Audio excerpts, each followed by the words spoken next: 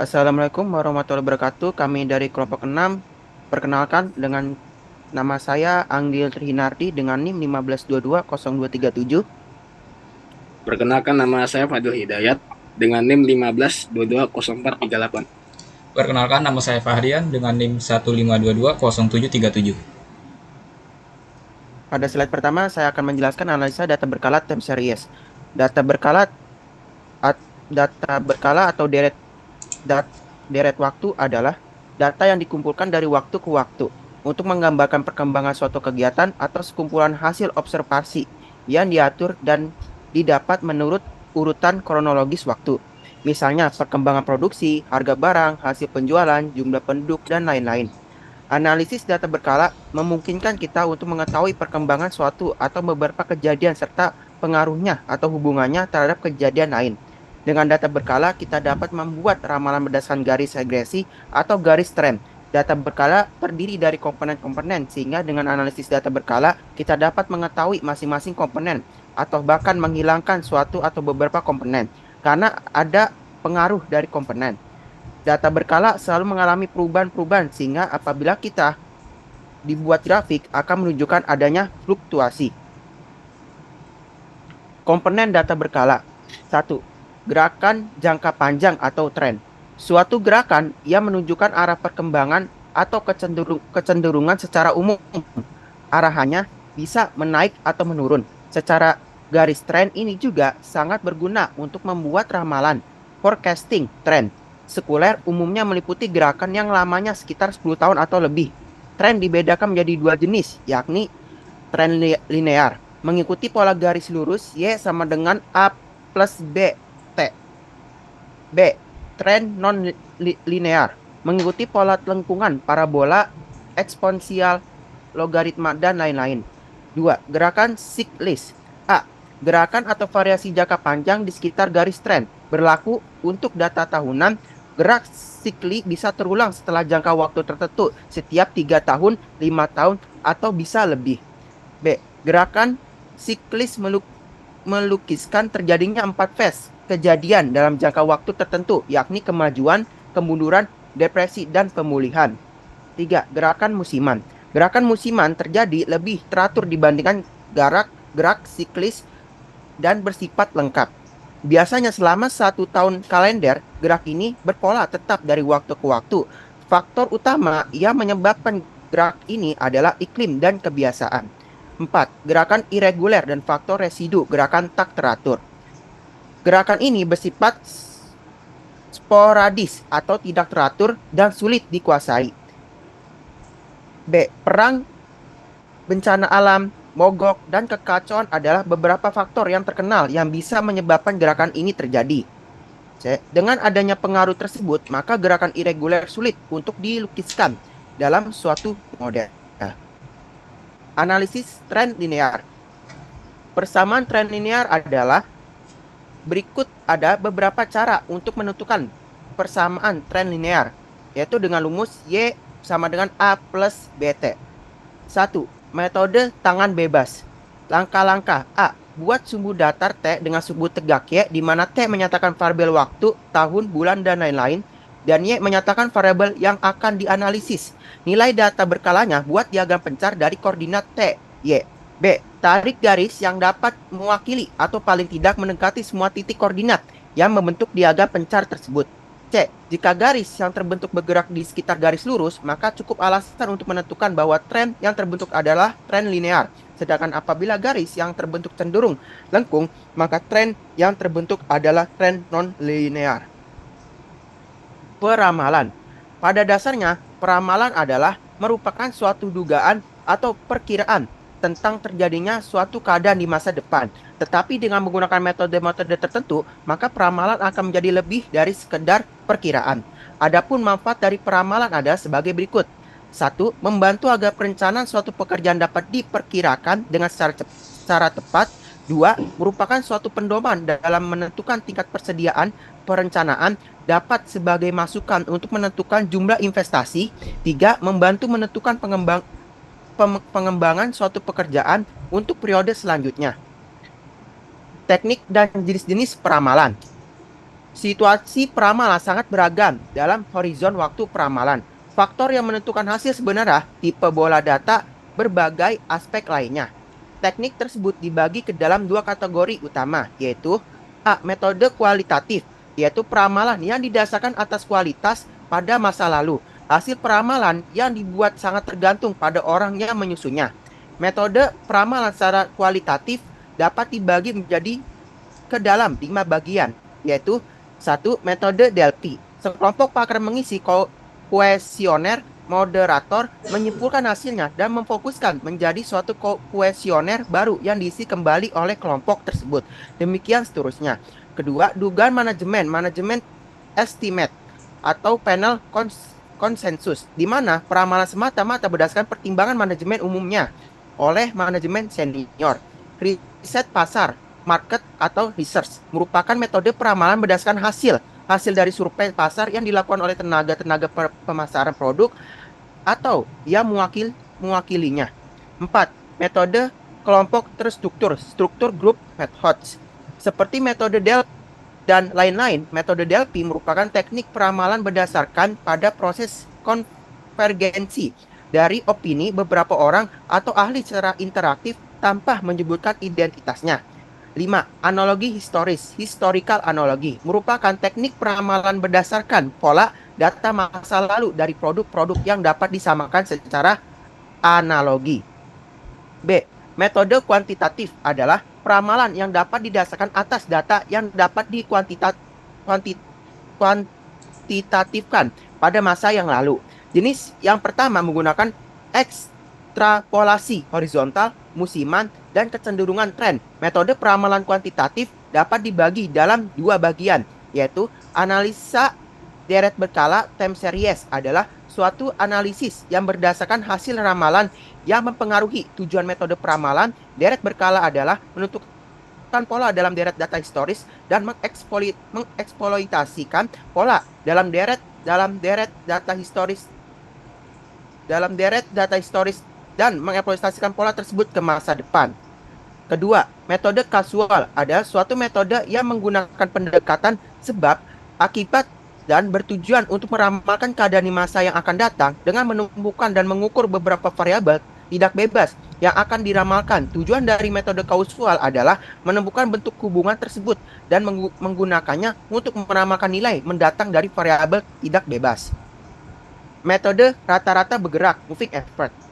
Metode rata-rata bergerak moving effort. Metode rata-rata bergerak banyak digunakan untuk menentukan tren dari suatu deret waktu. Dengan menggunakan metode rata-rata bergerak ini, deret berkala dari data asli diubah menjadi deret rata-rata bergerak yang lebih mulus. Metode ini digunakan untuk data yang perubahannya tidak cepat dan tidak mempunyai karakteristik musiman atau seasonal.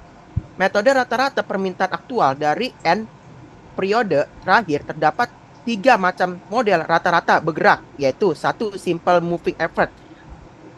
Contoh ilustrasinya sebagai berikut. Diberikan data harga penutupan akhir minggu surat-surat berharga perusahaan Mandala yang bergerak dalam bidang maskapai penerbangan. Ya, contohnya seperti ini gambarnya. Oke, Fadil lanjut.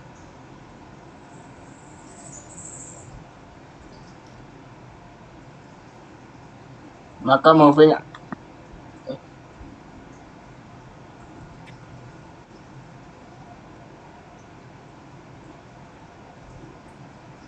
moving average 3 mingguan SMA 3 terhadap harga penutupan akhir minggu saham diperoleh dari perhitungan berikut. Tabelnya seperti ini. 2. Centered moving average. Perbedaan utama antara simple moving average dan centered moving average terletak pada pemilihan observasi yang digunakan. Simple moving average menggunakan data yang sedang diobservasi tambah data sebelum observasi. Misalnya menggunakan 5 periode moving average. Maka untuk SMA menggunakan data periode kelima dan 4 data periode sebelumnya. Sebaliknya untuk CMA, kita berarti rataan antara data sekarang dengan menggunakan data sebelumnya dan data sesudahnya. Misalnya untuk periode moving average, maka SMA menggunakan data periode 3 ditambah data sebelumnya dan data sesudahnya. Didefinisikan sebagai berikut, di mana YT adalah nilai tengah dari interval L, data observasi. L min 1 per 2 observasi merupakan data sebelum dan sesudahnya. Misalnya si MA 5 periode, maka YT sama dengan Y5, maka intervalnya dimulai dari Y3 sampai Y7. Contohnya seperti ini.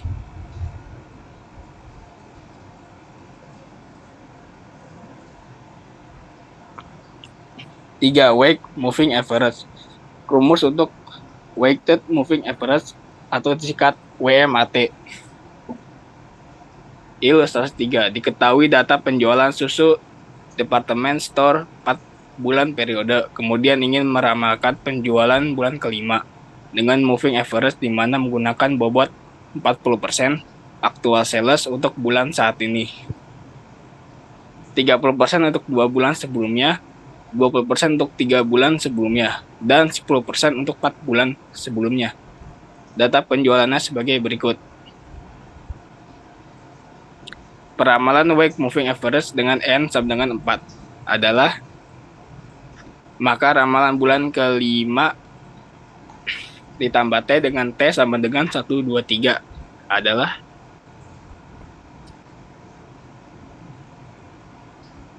Oke, saya akan menjelaskan moving average, metode moving average di Excel. Ya, ini merupakan metode moving average di Excel. Contohnya seperti berikut. Misalkan metode ini saya hapus lagi yang di moving average-nya. Aduh,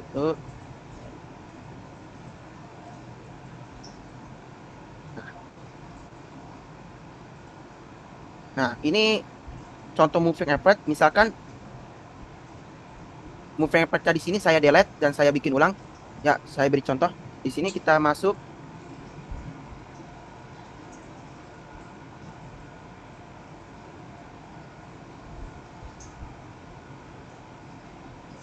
Nah, kita masuk ke bagian data, kita cari ke. Nah, di sini kita klik moving average. Oke. Di sini kita blok data penjualan dari 17 sampai B3 ke B14. Oke. Dan intervalnya di sini kita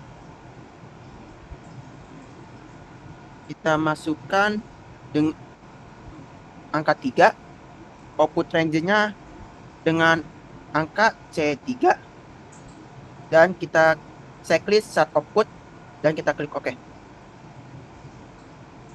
Nah, data moving average-nya seperti berikut. Itu merupakan sekilas menggunakan moving average di Excel. Oke. Lanjut ke metode least square kuadrat terkecil. Oke, di sini saya akan menjelaskan tentang metode least square atau kuadrat terkecil. Metode ini paling sering digunakan untuk meramalkan Y karena perhitungannya lebih teliti. Persamaan garis trend yang akan dicari ialah Y tanda kutip sama dengan A0 ditambah BX, A sama dengan sigma Y garis miring N, B sama dengan sigma XY garis miring sigma X pangkat 2 dengan Y tanda kutip sama dengan data berkala atau time series, taksiran nilai tren. Untuk A0 sama dengan nilai tren pada tahun dasar, B rata-rata pertumbuhan nilai tren tiap tahun, X yaitu variabel waktu, hari, minggu, bulan, atau tahun. Untuk melakukan perhitungan, maka diperlukan nilai tertentu pada variabel waktu X, sehingga jumlah nilai variabel waktu adalah 0 atau sigma X sama dengan 0. Untuk nilai ganjil, maka jarak antara dua waktu diberi nilai satu satuan, kedua di atas 0 diberi tanda negatif, di bawahnya diberi tanda positif. Untuk nilai genap, maka jarak antara dua waktu diberi nilai 2 satuan, Di atas 0 diberi tanda negatif, di bawahnya diberi tanda positif. Contoh soal. Dari data di atas, kita akan mengambil data 5 tahun dari tahun 1990 sampai 1994. Kita akan menyelesaikan dengan metode least square. Sini tahun sama dengan X, rutin itu sama dengan Y. Sini ada X, X pangkat 2, dan XY. Untuk tahun 1990, rutinnya itu 46.15, X-nya min 2, X pangkat 2-nya 4, XY-nya min 92.3.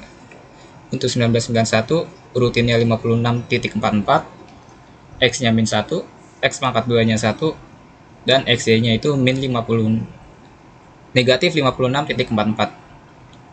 Untuk 1992, itu rutinnya 58.1, X-nya 0, X pangkat 2-nya 0, XY-nya pangkat 0. Untuk 1993, rutinnya 58.31, X-nya 1, X pangkat 2-nya 1, XY-nya 58.31. Untuk 1994, rutinnya 57.35, X-nya 2, X pangkat 2-nya 4, XY-nya 114.7. Totalnya untuk rutin 276.35, X-nya 0, X pangkat 2-nya 10, dan XY-nya 24.27. Mencari nilai A dan B. A yaitu jumlah data Y dibagi banyak data. A sama dengan 276.35 dibagi 5. 5 ini banyak data, dan 276.35 ini jumlah data Y sama dengan 55.27. B, untuk menghitung B, jumlah XY dibagi jumlah X pangkat 2 sama dengan 24.27 dibagi 10, 24.27 garis miring 10 sama dengan 2.427. Setelah mengetahui A dan B-nya, maka kita dapat mengetahui persamaan trendnya, yaitu Y sama dengan 55 ditambah 27 ditambah 2.427X. Ya, selanjutnya untuk Fadil.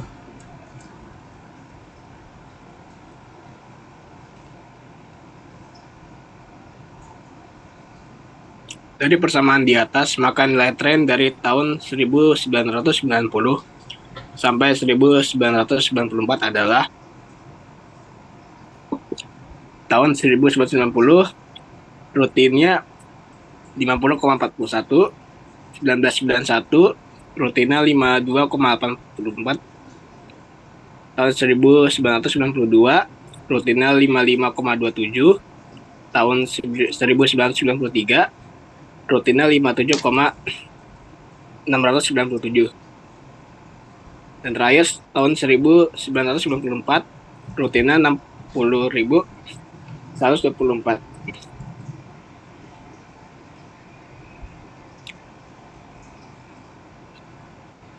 Dari persamaan fungsi Y di atas dapat dibuat ramalan rutin untuk tren 5 tahun yang akan datang, yang berdasarkan pada tahun dasar untuk dijadikan dasar pembuatan data rutin berikutnya. Tahun 1995 dengan rutin 62.062,55. Tahun 1996 dengan rutin 64,97. Tahun 1997 dengan rutin 67,4. Tahun 1998 dengan rutin 69,83. Dan tahun 1999 dengan rutin 72,25.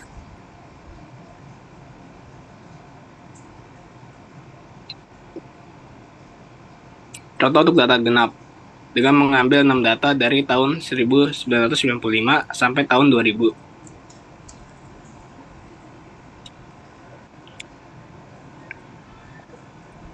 Tahun 1995 dengan rutin 60,5,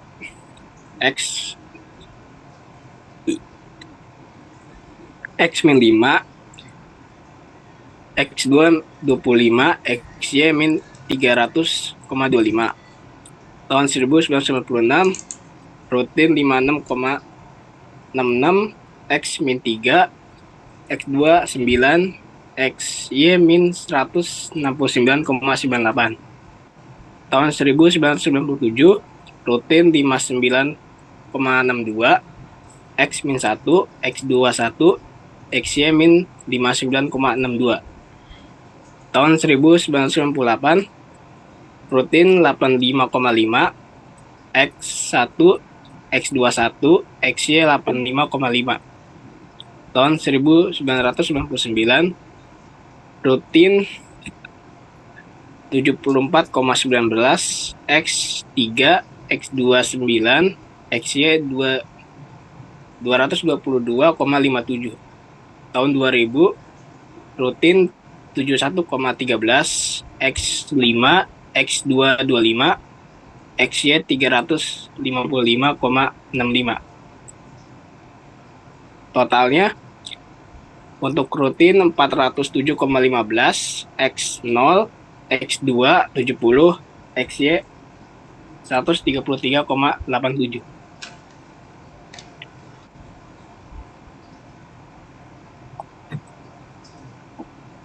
Mari kita hitung A dan B. A sama dengan 407,15 dibagi 6 sama dengan 67,86. B 133,87 dibagi 70 sama dengan 1,9. Y sama dengan A tambah BX. Dapat diketahui persamaannya. Y sama dengan 67,86 tambah 1,9X.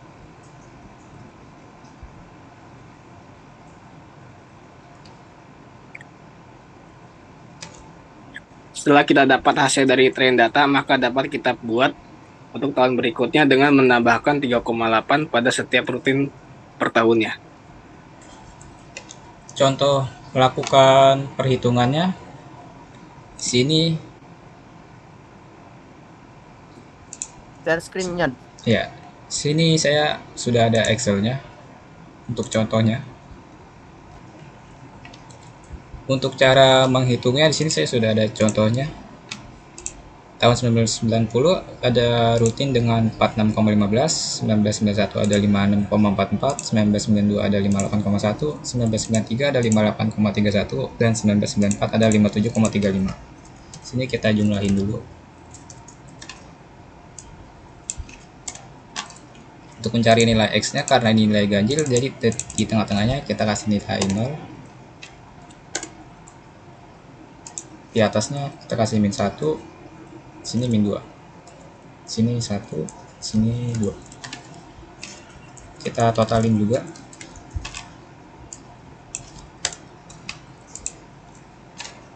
Untuk mencari nilai XY, caranya kita ketik sama dengan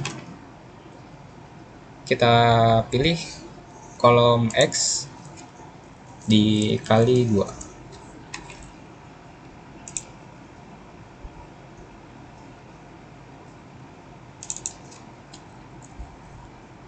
Maaf, bukan kali.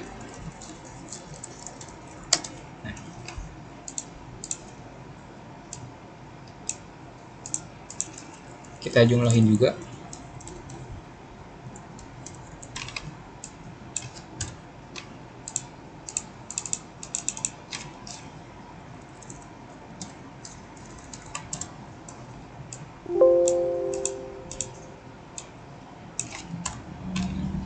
Untuk mencari nilai XY,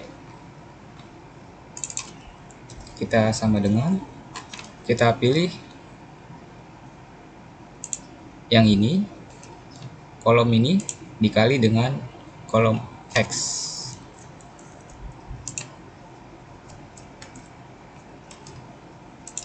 Maka hasilnya dia min 92,3. Kita totalin juga.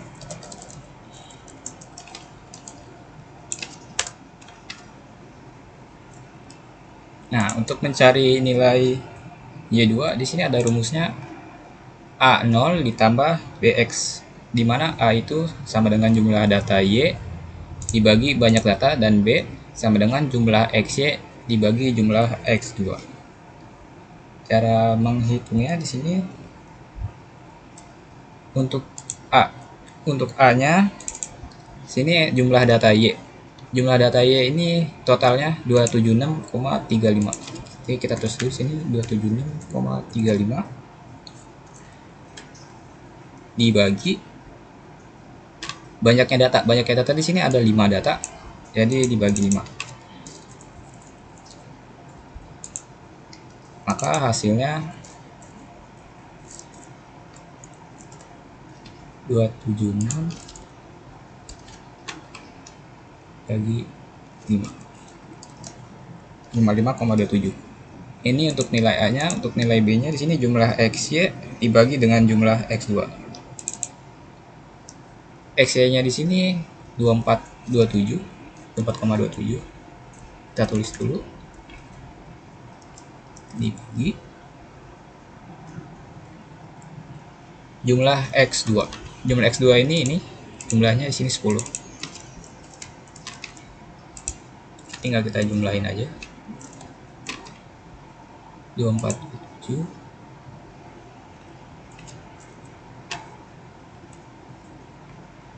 di 10.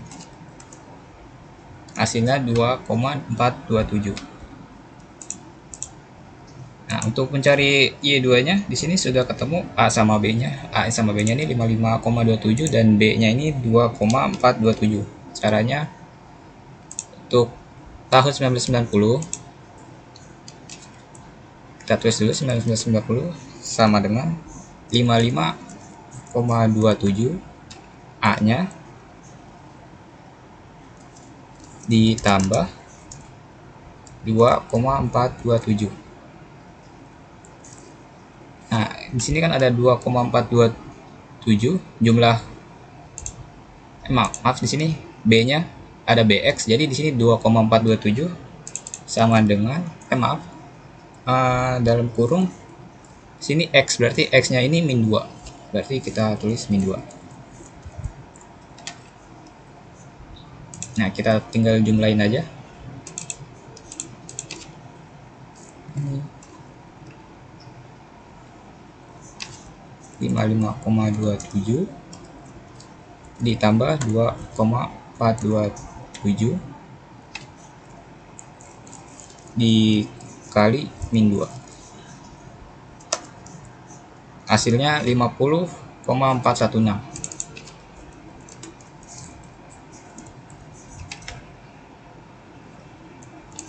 Untuk cara yang 1991 ini juga sama caranya, tinggal kita tulis saja 1991 sama dengan 55,27 ditambah 2,427 buka kurung, sini dia min 1 X-nya.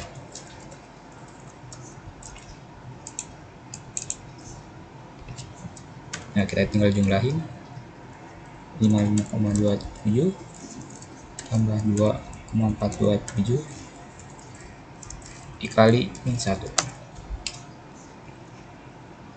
52843 untuk tahun 1991.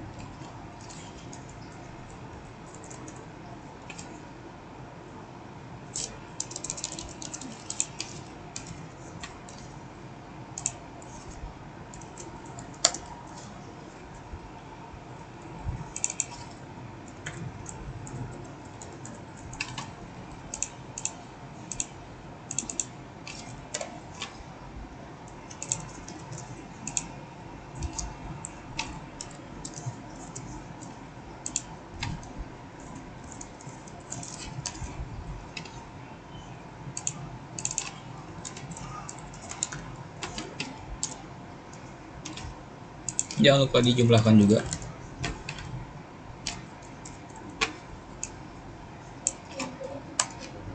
Maka hasilnya 276,35.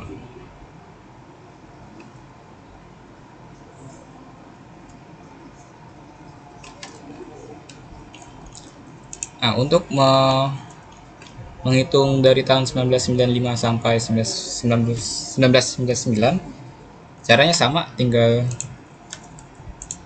dihitung aja. Ini saya copy dulu. 95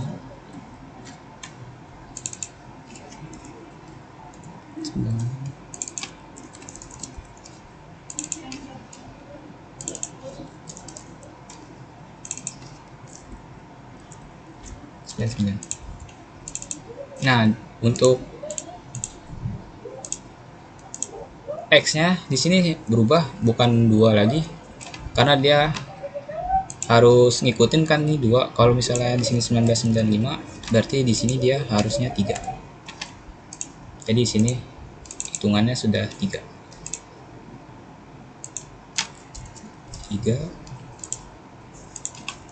4, dan seterusnya.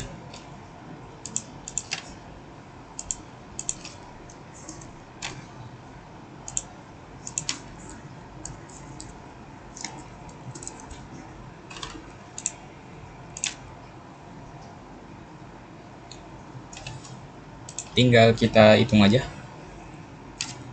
sama dengan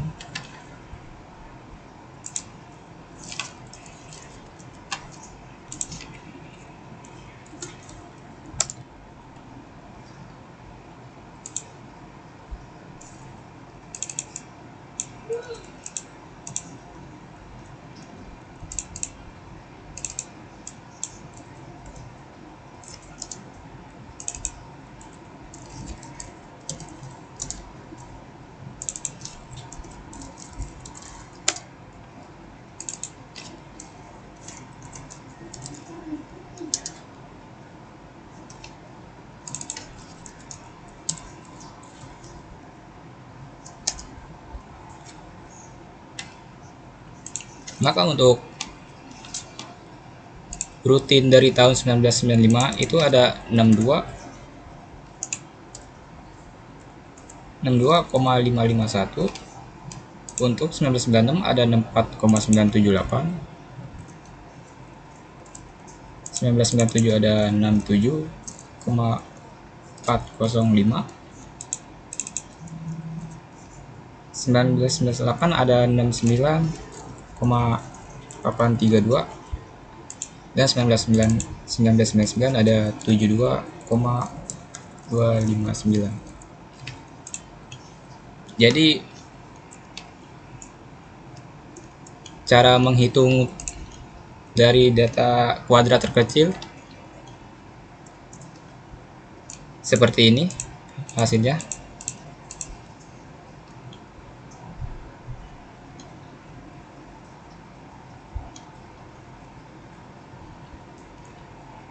Baik, itu mungkin itu saja yang bisa kami sampaikan. Selebihnya mohon maaf.